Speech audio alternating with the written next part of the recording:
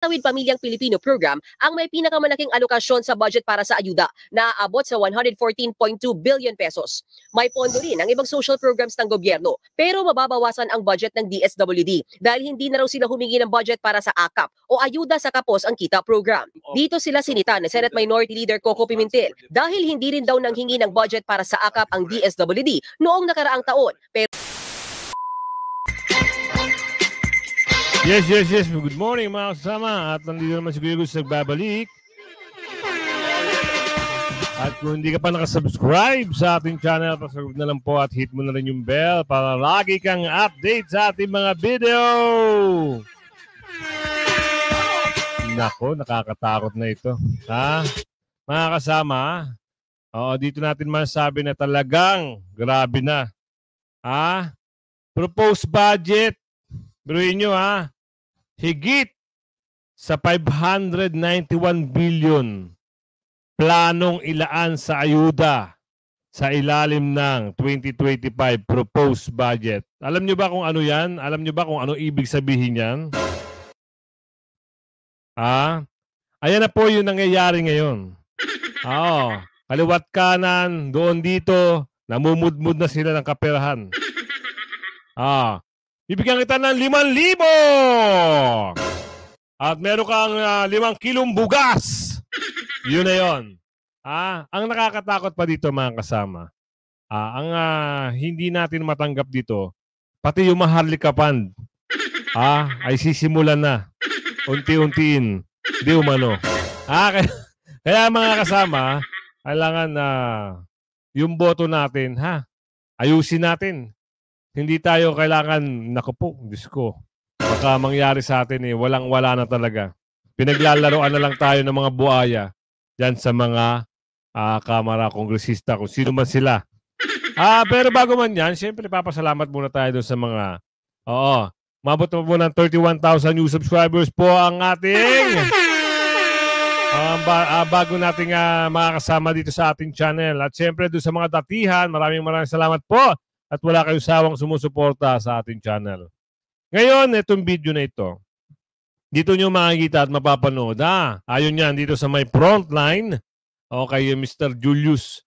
Siya mismo ang maghahayag sa atin na talagang ginagrabe-grabe na. Inuunti-unti na tayo, mga kasama. Papayag ba kayo? Maubos na walang kalaban-laban yung pondo ng bayan. Pera ho ng taong bayan to Hindi naman pera nila. Pero ano ginagawa? Di umano nilulustay. Walang project na mapatutunguhan to, kundi ano lang proposed budget para saan? Sa ayuda. Nakikinabang ba sa halagang 1,000, 2,000, 3,000? Tapos sa kanila bilyon-bilyon, milyon-milyon? Ang tanong, grabe kayo Oo. Yung fund sa Maharlika, yan ang iniingat-ingatan ng Pangulo dati, ni Pangulong Duterte, pero ano na nangyayari? Tunghayan natin yan sa video na ito. Pasok, Kuya Julius! Ang planong ilaan sa ayuda sa susunod na taon.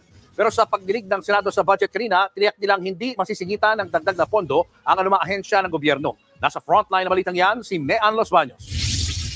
Sa pagharap ng economic manager sa Senado kanina, ipinaliwanag nila sa mga senador ang magiging laman ng 6.35 trillion pesos na proposed budget para sa susunod na taon. Isa sa tinalakay ang 591.8 billion pesos na budget para sa iba't ibang ayuda ng gobyerno. Ayon sa Department of Finance, kailangan ang pondong yan para tulungan ang mahihirap na pamilya sa bansa dahil sa matinding epekto ng inflation o bilis ng pagtaas ng presyo ng mga bilihin. Ang tanong, ito sa ayudang sinasabi nyo sa halagang 3,000, makakatulong na kayo noon?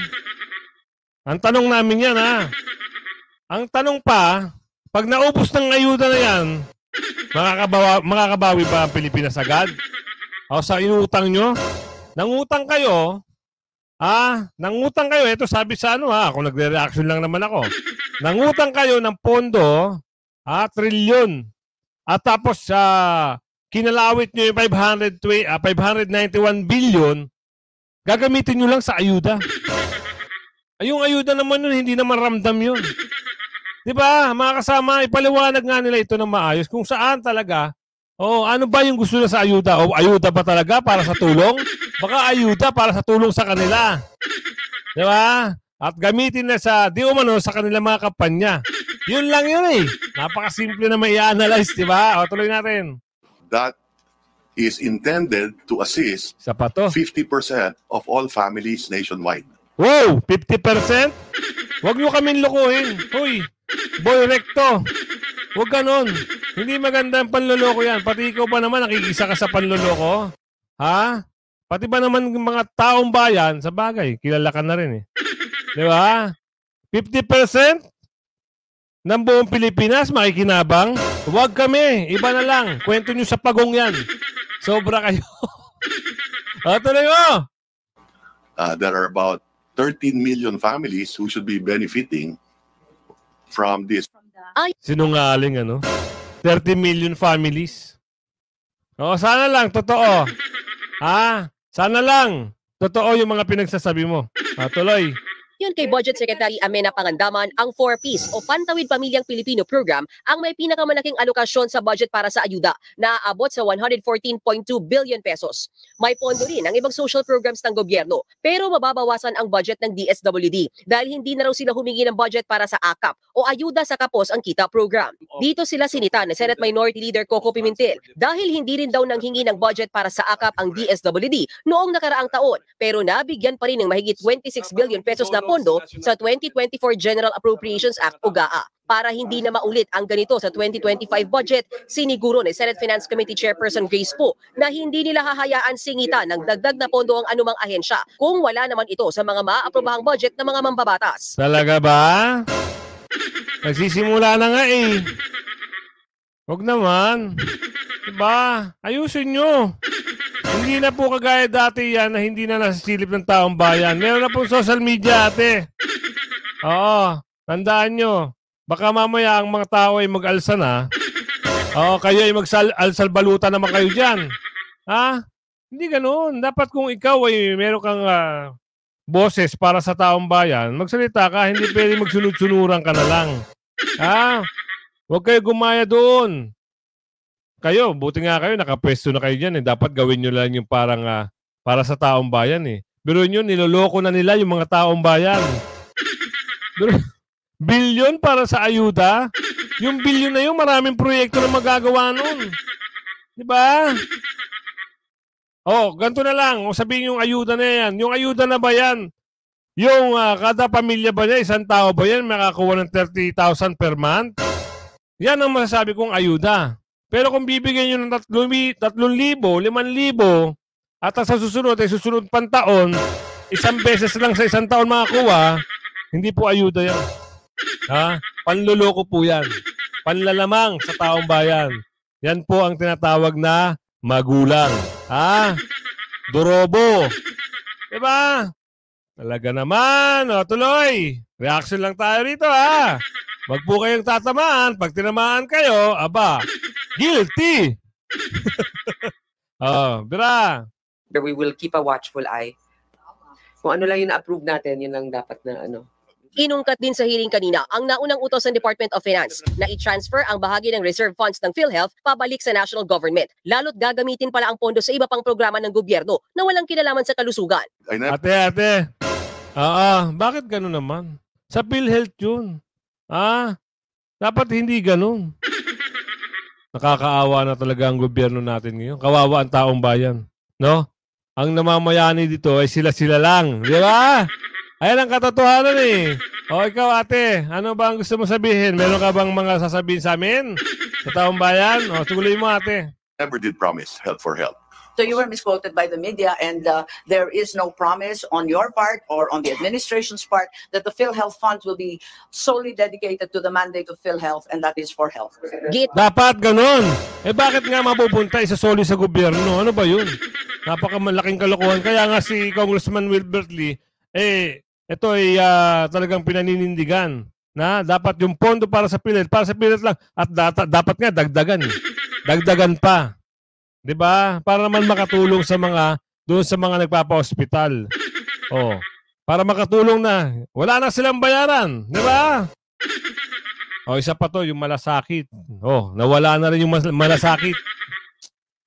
Di ba, ang laking bagay ng malasakit sa mga mamamayang Pilipino, lalong-lalo na yung mga nakakaranas ng karamdaman. Sa malasakit po, hindi biro ang tulong na binibigay, 50,000, 100,000, ganun po ang bigay sa malasakit. O pinopondohan po yan. O sino nagbigay ng pondo niyan? Ang pondo niyan ay nandun kay, Senator Bongo. Yung malasakit na yan. Nakakabilib. Kaya PDP line, PDP lineup, siyempre kung may sisingit nyo si Wilbert Lee. Ilan na ba ang PDP lineup? Yung member, hindi ko pa kasi kabisado eh. Mamaya kabisaduhin natin. Oo. Pero isulido nyo para matapos na itong mga kadurbuhan nila, limas na po.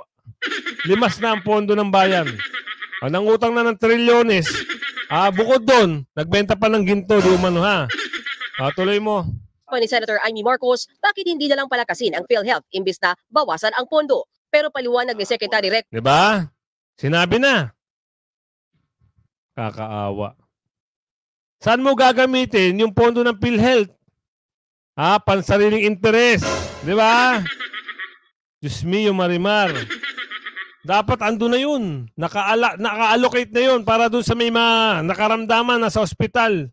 Dapat yun, galing sa pondo ng bayan, dagdagan pa. Ano nangyayari? Baligtad. Baligtad na po nangyayari ngayon. Ay, ubus na. Napaghati-hatian na.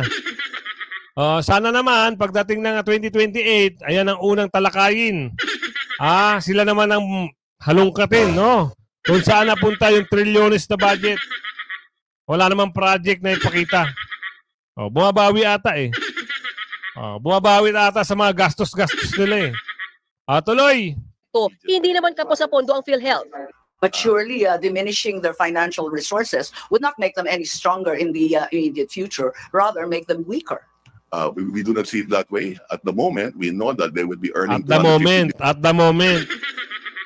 Oo. At the moment, Sige, tuloy. Billion a year. They roughly spend 150. They will still have 500 billion. By the end of this year, they will have about at least 575 to 600 billion. And that already takes away the 89.9 billion. Inusisa rin ng mga senador kanina kung may nagawa na bang investment ang Maharlika Investment Corporation. Pero ayon kay Secretary Recto, wala pa dahil nagre-recruit pa sila ng mga kakailanganing empleyado. Admittedly, it is taking time to identify investments that the Maharlika can make. As you know, it is like a... Ayan ang babantayan natin. Baka maubos din yan. Aray ko po, Diyos mio. Sana naman, hindi mawala yan. Ano bang istorya dito? Sino ba nakakalam? Wala na ba? Pinapalabas lang na nandyan pa. Baka mamaya pagdating ng kalagitnaan ng termino. Na-withdraw na pala, ubos na pala. Aba. Talaga naman. Tuloy. Startup. We just passed the law last year. Sa ngayon, ayon kay Recto, naka-invest muna sa National Treasury ang 75 billion pesos na seed fund ng Maharlika. Wala rin daw subsidiya galing sa national budget ang kukunin para sa Maharlika Fund sa susunod na taon. Ano ba? Babantayan natin yan Baka mamaya wala na yan. Ano pa meron dito? Sino naman ito si ate? Naku, galit na galit. Grabe.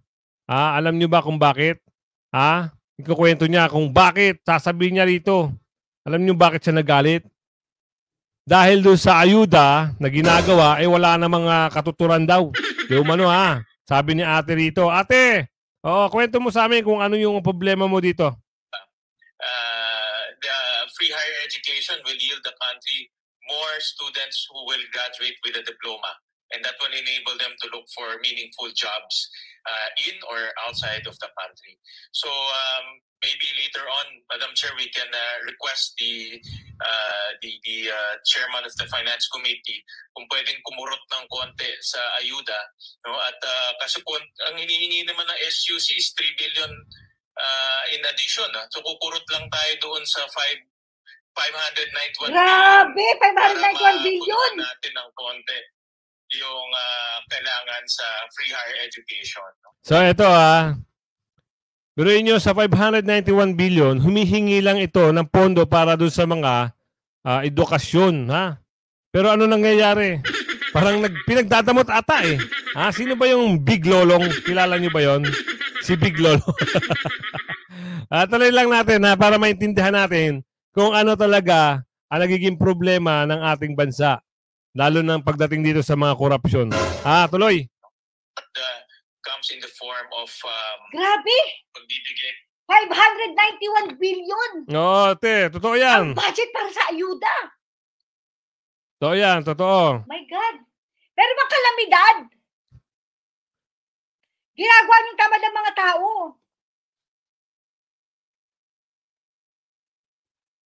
May gulay. Sabi na Andre Balya na malakas ang Duterte sa Mindanao at Visayas, naniniwala naman ako yan. Totoo naman yan. Sabi ni Sir Juanito thanks ma'am sa pagbasa, boycott na sa lugar nyo, sila lang mismo ang yumayaman. Correct. Sabi ni Genova, kinuha daw nilang budget sa mga state funds. Correct. Kinuha nila. Ang masama, kinuha nila at silagay nila sa ayuda. 591 billion na ayuda. Para saan ba? Bakit ba nagbibigay ng ayuda? Hindi ko gets. Gets mo, ate. Nagbibigay ng ayuda. Oo, isang bagay yan para hikayatin ng mga maliliit na tao na kaya nilang lokohin.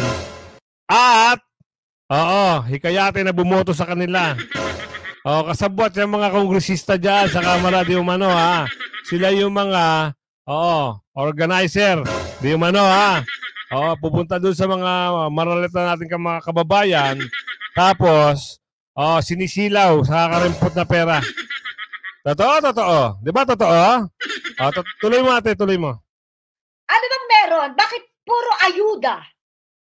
Pero wala kayong investment na ginagawa. Katulad na sinabi ni Senator Gatchalian, baka pwedeng kumurot kahit 3 billion para sa higher free education. At least itong higher free education na ito, it's an investment. Diba? Kapalit nito ang maganda kinabukasan ng kabataan. Tama. Kaya kabataan na yan, maaaring maging pag-asa ng bayan. Maaaring yung mga kabataan na yan, ang mga susunod na henerasyon na magiging pinuno ng bayan. So anong mangyayari ba? Huwag na kayo mag-aral. Okay? Pumila na lang kayo sa amin palagi. So yung 5,000 ibinigay nyo, hanggang saan ito aabot? Ang tanong kung 5,000 nga ba natanggap talaga ng mga tao? Siyempre nakatanayan ng chairman. Diba? Yun nga ang tanong, ate. Hindi natin masabi kung 5,000 ba talaga ang natanggap. Kasi merong balita. Doon dati, binigyan ng ayudang 10,000, 1,500 na lang ata ang bibigay doon sa babae. Aba, matindi. Si chairman, 7,500, 8,500. Nak ng tipaklong. Nagkalintik-lintik na. Dahil sa ayuda, nawaldas ang pondo ng bayan, naloko pa ang kababayan, wala na nangyari. Tuloy. Nakatanay ng konsihal. O una, baka kay mayor muna nakatayan tapos sa konsihal, tapos darating pa sa barangay, nakat na rin. Pagdating sa tao, baka 1,500 na lang yan, o 1,000 na lang. Tumpak! O 500 na lang yan, ang masama. Tumpak. Nabali mo. Bakit may ayuda? Somebody, please help me. Anyone, please answer. Bakit may ayuda? Para saan daw? Para saan daw yung ayuda? Para kay Lolong. Miss Manny daw say, no problem, ikaw talaga. FRP Arts Sign. Thank you so much, FRT Arts. Salamat, thank you so much. Pero please, somebody, Chris Mitsugi, thank you so much, hello. Ay, naku ate, ano ba yan? Abante natin, ano ba yung gusto natin ni ate rito? Mukhang ano lang Thank you so much. Ate, Bira. Nasa platform ba? Nasa platform yan, ba yan? Dapat ang ganyan. Ang pagbigay ng ayuda. Wala tayong infra na nakikita. Yun nga. Puro ayuda lang. Sabi ni Miss Faye, don't give them fish, teach them how to catch fish. Kaya nga. Don't give them fish. Teach them how to dugi. Ganon. Nako. Ayan mga kasama, ganito na lang. Bigyan ko na lang kayo ng isang halimbawa, bakit may ayuda. Kasi si ate parang, nagla-live ata ito. Bigyan ko na lang kayo ng halimbawa, bakit nagkakaroon ng mga ayuda. Gagana sinasabi natin, Ito ay isang pamamaraan nila para yung mga kababayan na maralita, yung mga kababayan na, alam nyo na, yung madali nilang bilugin,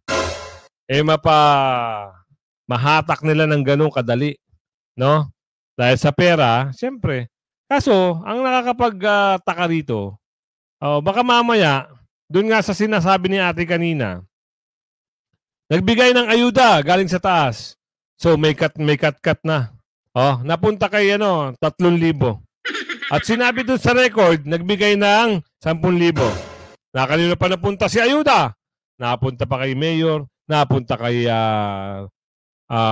konsihal, napunta pa kay kapitan. Ngayon, napaghati-hatian, may panggamit na ngayon ng eleksyon. Gagamitin na sa eleksyon. Si ayuda naka-record, sabihin, ito, nagamit na yung 581 billion sa ayuda, hindi naman pala. Ang nagamit lang pala, sabihin natin 100 billion. Yung 500 something, wala na. Napaghati-hatian na nila. Di umano. Yun ang nagiging katunayan ngayon. Ito naman si, pangalan no, Recto, Boy Recto. Di mo ba mapagtanggol na bakit kaya tapyasan pa yung pondo ng PhilHealth? Bakit tapyasan pa at ibigay pa sa gobyerno? Sa PhilHealth na yun tatapyasan nyo pa. Dapat nga kayo nagdadagdag sa PhilHealth. Aba, napakagaling naman nata na nangyayari ngayon. Diba? Hindi na maganda. Yun lang ang masasabi natin sa video na ito, ha. Kaya, isip-isip din para kung sakali kayo ay may pagkakataon na talagang bumoto, boto ng maayos. Ngayon, meron pa akong papakita sa inyong video, mga kasama. Nako. Baka meron ng panibagong DILG secretary, ha. Sino kaya ito? Sino kaya ito? Pero ang pagkakalam natin, ito'y mag-resign na. Salamat naman. At nag-resign na. Dahil nga kasi tatakbo. Dahil kung hindi naman ito tatakbo, hindi naman ito mag-resign. Sige, ano ba meron dyan, ate?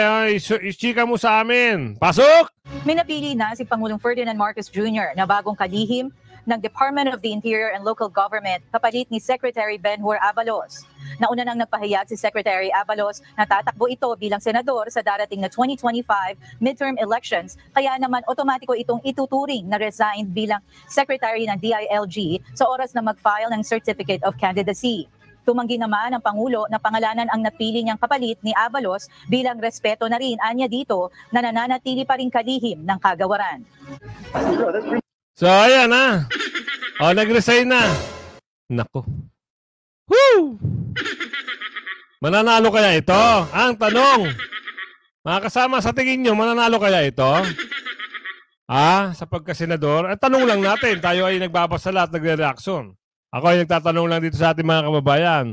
Kung alam nyo, mananalo, comment nyo sa comment section. At kung hindi nyo alam, kung alam nyo pala matatalo, comment nyo rin. Para malaman natin, mapagbasihan natin kung talagang mananalo. Ang tanong naman dito, sino naman kaya ang papalit? Isa rin kayang matindi? Sa bagay, ito, hindi naman ito kukuha ng hindi naman niya kukuha ng hindi niya kaalyado baka mamaya, rin.